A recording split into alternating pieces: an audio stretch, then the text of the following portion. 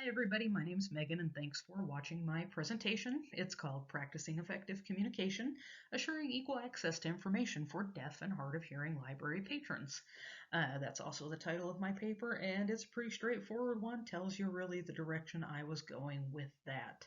I really feel like the texts that we've been reading over the last couple semesters do address disabilities, but it's usually one section in the larger text, and generally deafness is addressed in that as kind of a footnote lumped in with all other disabilities. Uh, the focus of this class is really how to communicate with people to make sure you're getting accurate information to them. But how do you do that when you have an individual who is inherently difficult to communicate with because there is literally a barrier?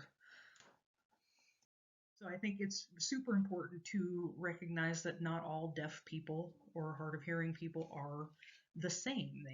It's an incredibly diverse community, and they have different communication preferences. Uh, this list was written in the 1990s by a deaf librarian and advocate named Alice Hagemeyer.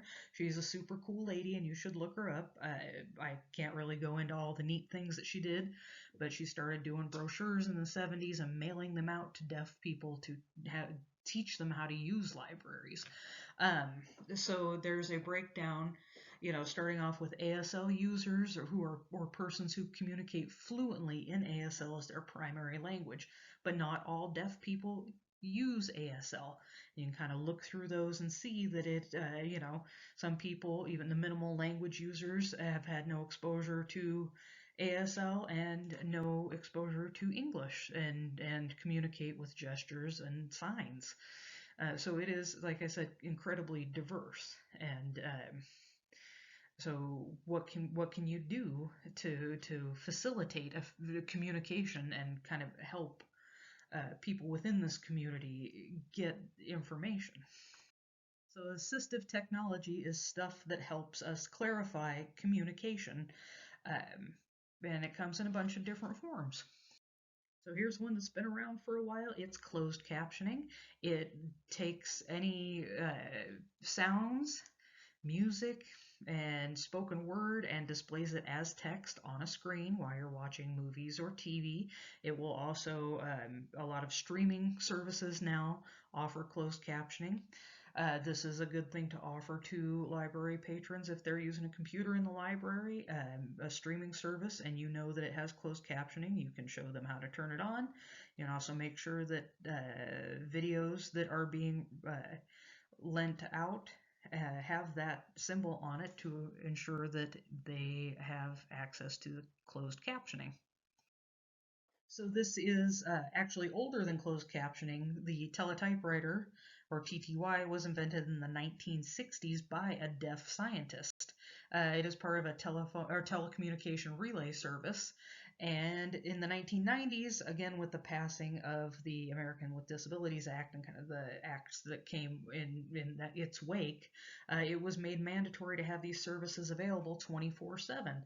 If you have a deaf patron that still uses a TTY and they are still out there, or you have one in your library, you only need to dial 711 from any telephone, even cell phones, and you can call out to a TTY unit.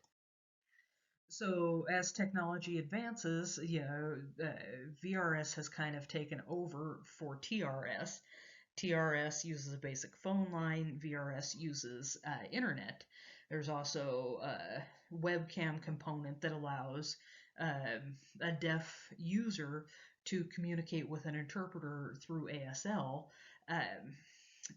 It's available on tablets and desktops, and people even have apps on their cell phones for these video relay services. So another assistive technology that you may use or come across is speech to text. There are a multitude of varieties that this will show up in. Um, yeah, but this is an app through the Google Play Store called Live Transcribe. It's available on cell phones. You can speak directly into the phone, and it will transcribe in real time spoken word into text, which is a great way to effectively convey what you are trying to say to someone who is having difficulty hearing, especially in areas where there's a lot of background noise going on. Um, Assistive technologies are great if you have them and you know how they work and you know that the person you're trying to help needs them. But they may never tell you that they're deaf or hard of hearing, and that's might be something that you need to figure out for yourself.